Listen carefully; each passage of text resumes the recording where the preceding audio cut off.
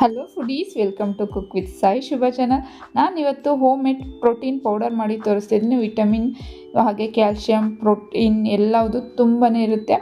ಹಾಗೆಯೇ hair growth ಹಾಗೆ skin ಹಾಗೆ ಬ್ಯಾಕ್ ಪೇಯ್ನ್ ಎಲ್ಲದಕ್ಕೂ ಕೂಡ ಮಾಡ್ಕೋಬೋದು. ಡೈಲಿ ಒಂದೊಂದು ಗ್ಲಾಸ್ ಕುಡಿದ್ರೆ ಸಾಕು. ಇದು ಮಕ್ಕಳಿಗೆಲ್ಲ ದೊಡ್ಡವರಿಂದ ಹಿಡಿದು ಎಲ್ಲರೂ ಕೂಡ ಕುಡಿಬೋದು. ಬನ್ನಿ ಇದು ಹೇಗೆ ಮಾಡೋದು ಅಂತ ನೋಡೋಣ.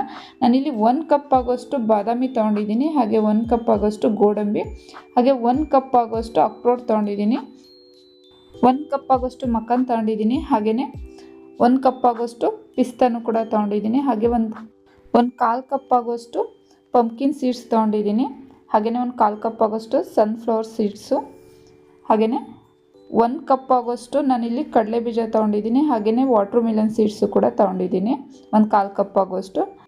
1 ಟೇಬಲ್ ಸ್ಪೂನ್ ಆಗೋಷ್ಟು ಫ್ಲ್ಯಾಕ್ಸ್ ಸೀಡ್ಸ್ ತೊಗೊಂಡಿದ್ದೀನಿ, ಅಗಸೆ ಬೀಜ, ಹಾಗೆಯೇ 1 ಜಾಯಿಕಾಯಿ ತೊಗೊಂಡಿದ್ದೀನಿ, ಹಾಗೆ ಒಂದು 5 ಏಲಕ್ಕಿ ಕಾಯಿ, ಹಾಗೆ ಒಂದು ಸ್ವಲ್ಪ ಒಣಶುಂಠಿ ಬರುತ್ತಲ್ಲ ಅದನ್ನು ತೊಗೊಂಡಿದ್ದೀನಿ, ಹಾಗೆ ಒಂದು ಅರ್ಧ ಕಪ್ ಆಗೋಷ್ಟು ಕಡಲೆನೂ ಕೂಡ ತೊಗೊಂಡಿದ್ದೀನಿ, ಹುರ್ಗಡ್ಲೆನ. ಇದಿಷ್ಟು ಬೇಕಾಗಿರೋ ಇಂಗ್ರೀಡಿಯೆಂಟ್ಸ್ಗಳು. ನಿಮ್ಗೆ ಇದರಲ್ಲಿ ಡ್ರೈ ಫ್ರೂಟ್ಸ್ ಇನ್ನೂ ಬೇರೆ ಯಾವ್ದಾರ ಬೇಕು ಅಂದರೆ ಆ್ಯಡ್ ಕೂಡ ಮಾಡ್ಬೋದು, ಡ್ರೈ ಖರ್ಜೂರ ಈ ಥರ ಎಲ್ಲದನ್ನು.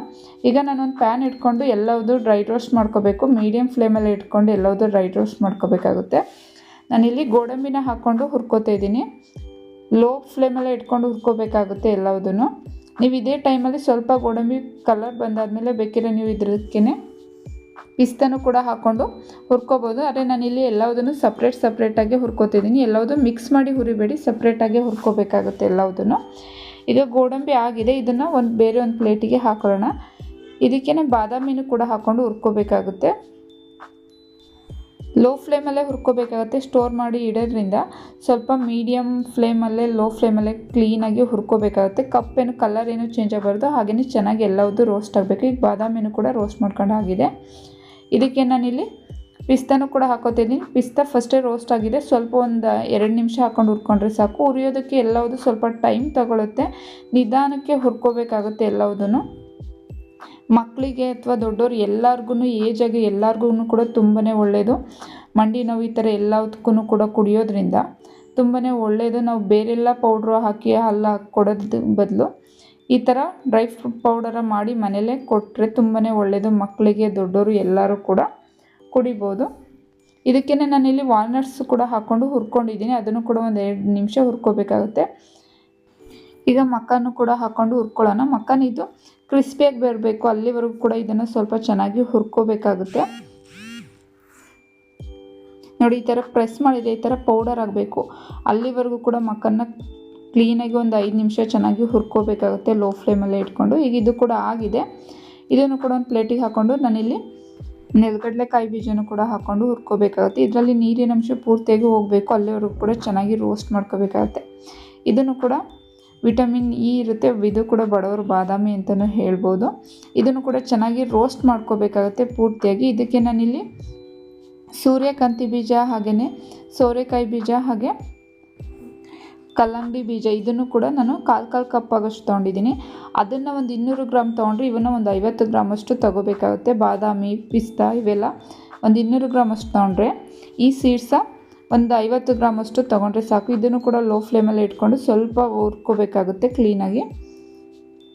ನೋಡಿ, ಇಷ್ಟಾದರೆ ಸಾಕು. ಇದನ್ನು ಕೂಡ ಎಲ್ಲದೊಂದು ಪ್ಲೇಟಿಗೆ ಹಾಕ್ಬಿಟ್ಟು ಅಗಸೆ ಬೀಜನೂ ಹಾಕ್ಕೊಂಡು ಹುರ್ಕೋತಾ ಇದ್ದೀನಿ. ನಾನಿಲ್ಲಿ ಒಂದು 2 ಟೇಬಲ್ ಸ್ಪೂನ್ ಆಗೋಷ್ಟು ಮಾತ್ರ ಹಾಕ್ಕೊಂಡಿದ್ದೀನಿ ಅಗಸೆ ಬೀಜ, ಜಾಸ್ತಿ ಹಾಕ್ಬೇಡಿ, ಸ್ವಲ್ಪ ಹಾಕ್ಕೊಂಡು ಇದು ಕೂಡ ಪೂರ್ತಿಯಾಗಿ ಕಲರ್ ಚೇಂಜ್ ಆಗುತ್ತೆ, ಬ್ರೌನ್ ಕಲರ್ ಬರುತ್ತೆ, ಅಲ್ಲಿವರೆಗೂ ಕೂಡ ಚೆನ್ನಾಗಿ ಹುರ್ಕೋಬೇಕಾಗುತ್ತೆ. ಸ್ವಲ್ಪ ಚಟಪಟ ಅಂತಲೂ ಕೂಡ ಅನ್ನುತ್ತೆ, ಎಲ್ಲವರೆಗೂ ಕೂಡ ಹುರ್ಕೋಬೇಕಾಗುತ್ತೆ. ಈಗ ಇದಾಗಿದೆ. ಇದಕ್ಕೆ ನಾನಿಲ್ಲಿ ಕಡಲೆನೂ ಕೂಡ ಹಾಕ್ಕೊಂಡು ಸ್ವಲ್ಪ ಹುರ್ಕೋತಾ ಇದ್ದೀನಿ. ಸ್ವಲ್ಪ ಬಿಸಿ ಮಾಡಿಕೊಂಡ್ರೆ ಸಾಕು, ತುಂಬ ಏನು ಬಿಸಿ ಮಾಡೋದು ಬೇಡ. ನಾವು ಎಲ್ಲವುದು ಆಯಿಲ್ ಕಂಟೆಂಟೇ ಇರೋದ್ರಿಂದ ಈ ಕಡಲೆನ ಹಾಕೋದ್ರಿಂದ 1 ಕಪ್ ಅಥವಾ ಅರ್ಧ ಕಪ್ ನಿಮ್ಗೆ ಎಷ್ಟು ಬೇಕು ಅನಿಸುತ್ತೆ ಹಾಕಿ. ನಾನಿಲ್ಲಿ ಅರ್ಧ ಕಪ್ ಅಷ್ಟು ಹಾಕಿದ್ದೀನಿ. ಎಲ್ಲದರಲ್ಲಿ ಎಣ್ಣೆ ಅಂಶ ಇರೋದ್ರಿಂದ ಈ ಕಡಲೆ ಹಾಕೋದ್ರಿಂದ ಡ್ರೈ ಆಗಿ ಇಟ್ಕೊಳ್ಳುತ್ತೆ. ಹಾಗೆಯೇ ನಾನು ಇದಕ್ಕೆ ಜಾಯಿಕಾಯಿ ಕೂಡ ಕುಟ್ಟಿ ಹಾಕ್ಕೊಂಡಿದ್ದೀನಿ, ಒಂದು ಪೂರ್ತಿಯಾಗಿ. ಅದ್ರ ಫ್ಲೇವರ್ ತುಂಬಾ ಚೆನ್ನಾಗಿ ಬರುತ್ತೆ. ಹಾಗೆ ಏಲಕ್ಕಿ ಕಾಯಿ, ಶುಂಠಿ ಎಲ್ಲದನ್ನು ಕುಟ್ಟಿ ಹಾಕ್ಕೊಂಡಿದ್ದೀನಿ ನಾನಿಲ್ಲಿ. ಹಾಕ್ಕೊಂಡು ಇದು ಪೂರ್ತಿಯಾಗಿ ತಣ್ಣಗಾಗಬೇಕು. ನಾವು ಹುರ್ಕೊಂಡಿರೋ ಇಷ್ಟನ್ನು ಕೂಡ ಪೂರ್ತಿಯಾಗಿ ತಣ್ಣಗಾಗಬೇಕು, ಆಮೇಲೆ ಮಿಕ್ಸಿ ಮಾಡ್ಕೋಬೇಕಾಗುತ್ತೆ. ಬಿಸಿ ಇದ್ದಾಗಲೇ ಮಾಡಿದರೆ ಎಣ್ಣೆ ಅಂಶ ಜಾಸ್ತಿ ಬಿಟ್ಕೊಳ್ಳುತ್ತೆ. ಹಾಗಾಗಿ ಪೂರ್ತಿಯಾಗಿ ತಣ್ಣಗಾದ್ಮೇಲೆ ಸ್ವಲ್ಪನೇ ಹಾಕ್ಕೊಂಡು ಪೌಡ್ರ್ ಮಾಡ್ಕೋಬೇಕಾಗುತ್ತೆ. ಮಿಕ್ಸಿನ ಆಫ್ ಆ್ಯಂಡ್ ಆನ್ ಮಾಡಿ ಪೌಡ್ರ್ ಮಾಡ್ಕೋಬೇಕಾಗುತ್ತೆ. ಒಂದೇ ಸಲ ಹಾಕಿ ಕೂಡ ಬಿಡಬೇಡಿ. ಈ ಥರ ನೋಡಿ ಪೂರ್ತಿಯಾಗೇನು ನುಣ್ಣಗಾಗಲ್ಲ, ಸ್ವಲ್ಪ ತರ್ತರಿಯಾಗಿ ಇರುತ್ತೆ. ಇಷ್ಟಾದರೆ ಸಾಕು. ಇದನ್ನು ಒಂದು ಬೌಲಿಗೆ ಹಾಕ್ಕೊಳ್ಳೋಣ. ಮಿಕ್ಸಿನ ಆಫ್ ಆ್ಯಂಡ್ ಡೌನ್ನೇ ಮಾಡ್ಕೋಬೇಕಾಗುತ್ತೆ. ಆನ್ ಮಾಡಿಬಿಟ್ಟು ಜಾಸ್ತಿ ಹೊತ್ತು ಗ್ರೈಂಡ್ ಮಾಡೋಕ್ಕೋರೆ ಅದು ಆಯಿಲ್ ಈ ಥರ ಆಗುತ್ತೆ. ಅದಕ್ಕೋಸ್ಕರ ಮಿಕ್ಸಿನ ಆಫ್ ಆ್ಯಂಡ್ ಡೌನ್ನೇ ಮಾಡಿಕೊಂಡು ಪೌಡ್ರ್ ಮಾಡ್ಕೋಬೇಕಾಗುತ್ತೆ. ಇದಕ್ಕೆ ಒಂದು 2 ಟೇಬಲ್ ಸ್ಪೂನ್ ಆಗೋಷ್ಟು ಅರಿಶಿನದ ಪೌಡ್ರ್ ಹಾಕೋತಿದ್ದೀನಿ. ಅಲ್ಲಿ ಅರಿಶಿನ ಕೊನೆ ಬರುತ್ತಲ್ಲ, ಹೋಮ್ ಮೇಡ್ ಪೌಡರೇನೆ, ಅದನ್ನು ಕೂಡ ಹಾಕ್ಕೊಂಡು ನಾನಿಲ್ಲಿ ಗ್ರೈಂಡ್ ಮಾಡ್ಕೊಂಡಿದ್ದೀನಿ. ಡ್ರೈ ಫ್ರೂಟ್ಸ್ ಜೊತೆನೇ ಮಿಕ್ಸ್ ಮಾಡಿಬಿಟ್ಟು ಕೂಡ ಪೂರ್ತಿಯಾಗಿ ಇದು ಮಾಡ್ಬೋದು. ನಾನು ಲಾಸ್ಟಲ್ಲಿ ಹಾಕಿದ್ದೀನಿ ಅರಿಶಿನ ಹಾಕೋದ್ರಿಂದನೂ ಒಳ್ಳೆಯದು, ಕೆಮ್ಮು ಕಫ ಎಲ್ಲದಕ್ಕೂ ಕೂಡ. ನಾನು ಇದನ್ನು ಮನೇಲಿ ಮಕ್ಳಿಗೆ ಮಾಡಿಕೊಡ್ತೀನಿ. ಬೇರೆಲ್ಲ ಪೌಡರನ್ನು ಕೊಡೋದ್ರ ಬದಲು ಈ ಥರ ಪ್ರೋಟೀನ್ ಪೌಡರ ಡೈಲಿ ಒಂದೊಂದು ಲೋಟ ಮಕ್ಕಳಿಗೆ ಕೊಟ್ಟರೆ ತುಂಬಾ ಒಳ್ಳೆಯದು. ಹುಡ್ಕೊಳ್ಳೋದಕ್ಕೆ ಸ್ವಲ್ಪ ಟೈಮ್ ತೊಗೊಳುತ್ತೆ. 1 ಟೈಮ್ ನೋಡಿ 2 ಮಂತ್ವರೆಗೂ ಕೂಡ ಇರುತ್ತೆ. ಎಲ್ಲದನ್ನು ಚೆನ್ನಾಗಿ ಮಿಕ್ಸ್ ಮಾಡ್ಕೋಬೇಕಾಗುತ್ತೆ. ಗಂಟು ಥರ ಎಲ್ಲ ಇರುತ್ತೆ, ಅದನ್ನೆಲ್ಲ ಚೆನ್ನಾಗಿ ಮಿಕ್ಸ್ ಮಾಡ್ಕೋಬೇಕಾಗುತ್ತೆ ಒಂದ್ಸಲ.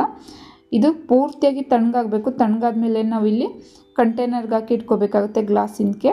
1 ಸ್ಪೂನು ಅಥವಾ 1.5 ಸ್ಪೂನ್ ಆದರೆ ಸಾಕು ಒಂದು ಗ್ಲಾಸ್ ಹಾಲಿಗೆ. ಬೆಳಗ್ಗೆ ಅಥವಾ ಸಂಜೆ ಯಾವ ಟೈಮಲ್ಲಾದ್ರೂ ಮಕ್ಕಳಿಂದ ಹಿಡಿದು ಏಜ್ ಆಗಿರೋರ್ವರೆಗೂ ಕೂಡ ತೊಗೋಬೋದು. ವಿಟಮಿನ್ಸ್ ಹಾಗೆಯೇ ಕ್ಯಾಲ್ಶಿಯಂ ಎಲ್ಲದೂ ಕೂಡ ಇರೋದ್ರಿಂದ ಹೇರು, ಸ್ಕಿನ್ನು ಎಲ್ಲದಕ್ಕೂ ಒಳ್ಳೆಯದು. Natural home made protein powder ಮನೆಯಲ್ಲೇ ಹೇಗೆ ಸಿಂಪಲ್ಲಾಗಿ ಮಾಡ್ಕೋಬೋದು ಅಂತ. ನಿಮಗೂ ಕೂಡ ವಿಡಿಯೋ ಇಷ್ಟ ಆಗಿದೆ ಅಂತ ಅನ್ಕೋತೀನಿ. ವಿಡಿಯೋ ಇಷ್ಟ ಆದರೆ ಲೈಕ್ ಮಾಡಿ, ಫ್ಯಾಮಿಲಿ ಆ್ಯಂಡ್ ಫ್ರೆಂಡ್ಸ್ಗೆ ಶೇರ್ ಮಾಡಿ. ಮತ್ತಷ್ಟು ನ್ಯೂ ರೆಸಿಪೀಸ್ಗಾಗಿ ನನ್ನ ಚಾನಲ್ನ ಸಬ್ಸ್ಕ್ರೈಬ್ ಮಾಡಿಕೊಂಡು ನೋಡಿ. ಹಾಗೆ ಮತ್ತೊಂದು ನ್ಯೂ ರೆಸಿಪಿಯೊಂದಿಗೆ ನಾನು ನಿಮ್ಮನ್ನು ಮೀಟ್ ಮಾಡ್ತೀನಿ. ಅಲ್ಲಿವರೆಗೂ